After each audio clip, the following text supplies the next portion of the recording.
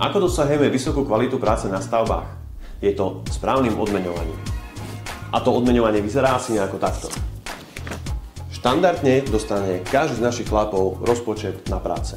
V tomto rozpočte je každá jedna činnosť, ktorú na tej stavbe robia. Ku každej jednej položke je presný výkaz, koľko tam je tých metrov štvorcových, bežných metrov a podobné jednotky, aby vedeli, že každú jednu vec na tej stavbe budú mať zaplatenú.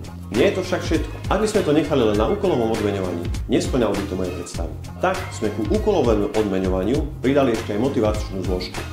A tá spočíva v tom, že ak chalani to spravia vo vysokej kvalite, aj estetické, nielen funkčné, dostanú za to ešte príplatok. Tento príplatok je vo výške 4%, ale aby to nebolo málo, dostanú ďalšie 4% na šporiaci účet a to je odmena za vernosť. Toto šporenie je po dobu minimálne 10 rokov, alebo dajme tomu do dôchodkového veku, čo zase nám ako firme zabezpečí, že tí ľudia u nás dlhodobo ostanú.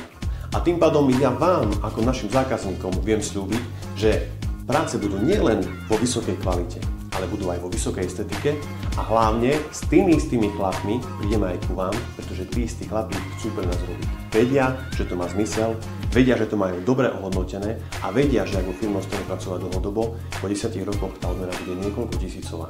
Zhodnotená, zaplatená. Vďaky za to, že mne pomáhajú budovať firmu Stalex. A toto vám vieme ponúknuť aj na váš bytový dom.